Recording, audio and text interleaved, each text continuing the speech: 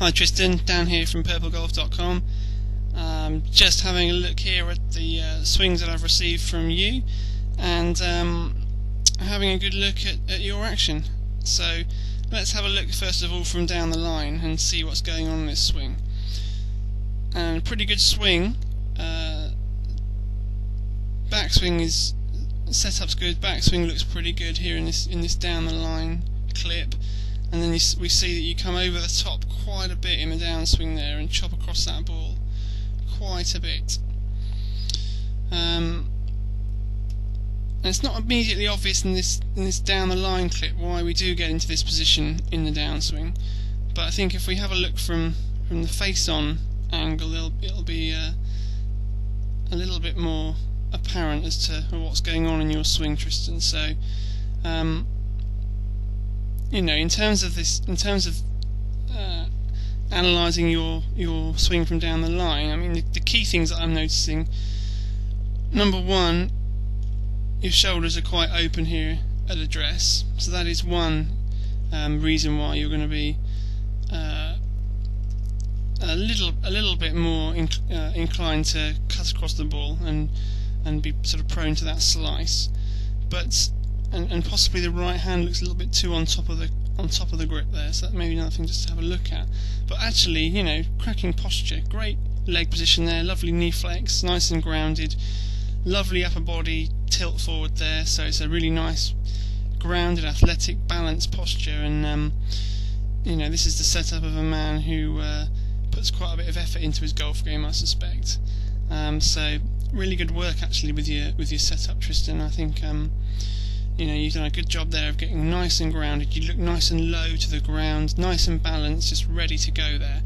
So if you can just get those shoulders aiming a little bit more to the right rather than this current open position where they're aiming a bit left, I think that'll really help you in this down the line view. What I want to do now is just have a look actually from face on, because this is the angle where we're going to see the key features of your swing actually. So you're doing a little drill there as you're getting ready to take the club away. So another further evidence, Tristan, that you're a man who puts quite a bit of effort into his golf and thinks quite a bit about his swing. So that's all good stuff, and always good to try and work on your game. So that's good to see. But if I just pop these lines on here. Now, first thing I would say about this setup position is the width of the stance. You know, I'm all for a nice wide stance and a good solid base and a lovely low centre of gravity. However, that for me, that stance is excessively wide, and that's going to make it difficult for you to turn efficiently in your backswing. It's not particularly apparent that your stance is as wide in this down the line clip, so I'm not sure if that is a current issue or not for you. But it's something I would check if. Next time you've got a chance to look at your posture in front of the mirror, just have a look and see how wide your stance is. You know, the guideline for me would be the inside of your feet roughly shoulder width apart, or fractionally more. If we draw a line up from the inside of your feet right now, you can see there's a big gulf there between those two lines and your shoulders. So definitely for me, I know it's not an easy feeling to do, but a narrower stance I think will help actually get this turn a little bit better, Tristan. So that's my number one key for you. And the second thing that I notice in your backswing is this big move to the right with the head and the hips there. If we look at where you start the swing and where you end up at the top of the swing, that's quite a big movement there, and your head as a result kind of turns to the your head kind of tilts to the right a bit here, and you're sort of looking back at the ball because you've moved off it so much. So what I'd like to see with you is a real conscious effort to stay more centered in that original kind of head box as you start your swing.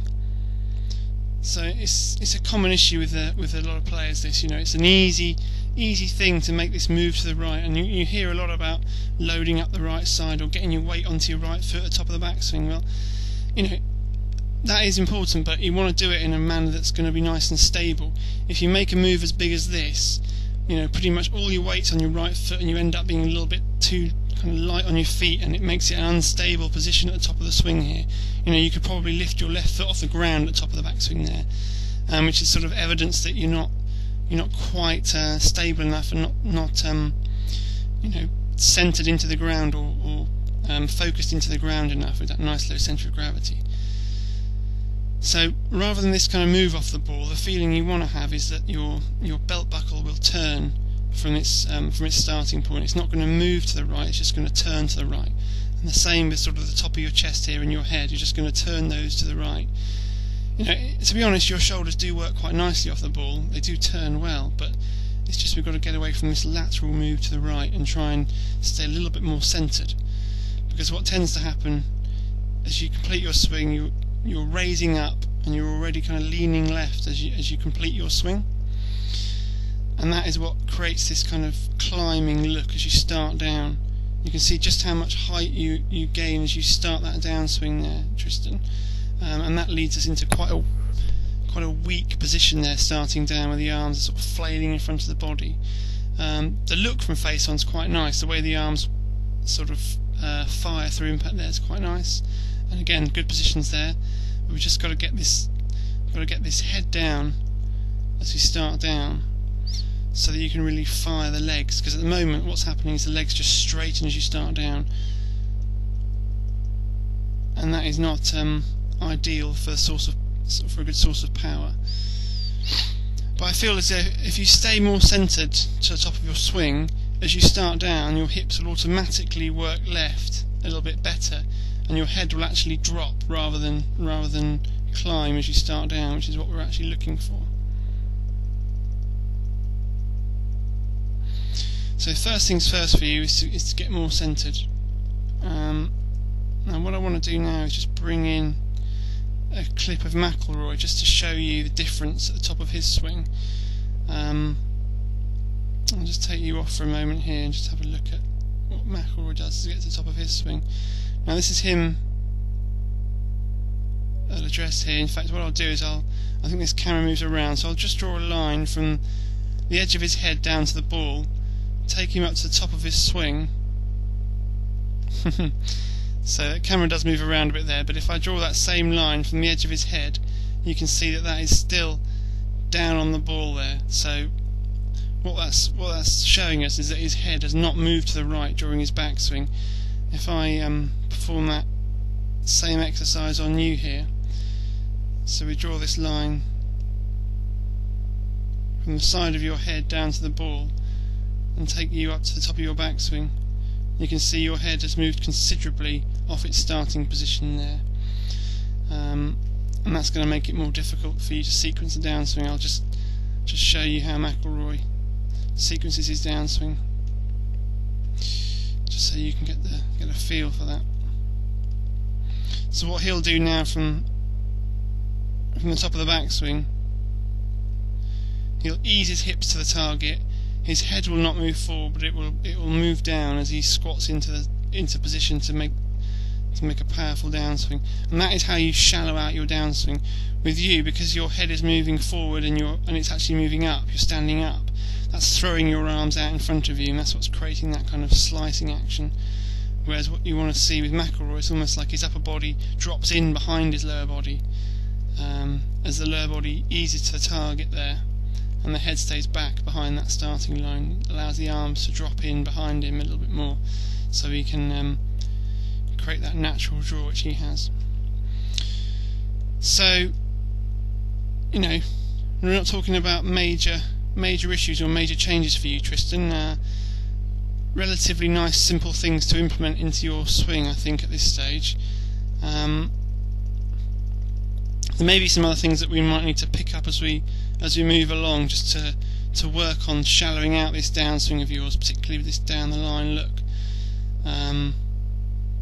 because we're going to need to try and shallow out this downswing a little bit, because that first move there is throwing that club out in front of you, and at this point here you really want the club shaft somewhere down around there, so you can, particularly with the woods, you can make that powerful shallow attack on the ball. But I think if you can get those shoulders a little bit squarer at address, the stance a bit narrower, and keep that head centred on the ball and get those hips turning off the ball rather than moving to the right, I think you'll find those changes alone will make quite a difference to the way your downswing looks. And I'd definitely want to see the impact those kind of fundamental setup and takeaway changes make to your downswing before we do anything with the downswing itself. So let's fix the easy things first, and then we'll see if that improves that downswing. I'm pretty sure it will do, but let's do the easy stuff first, and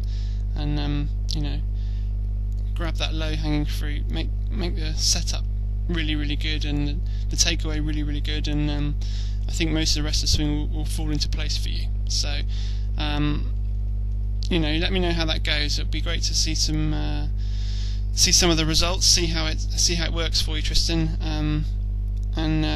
Good luck with your game this summer. Hope it goes well.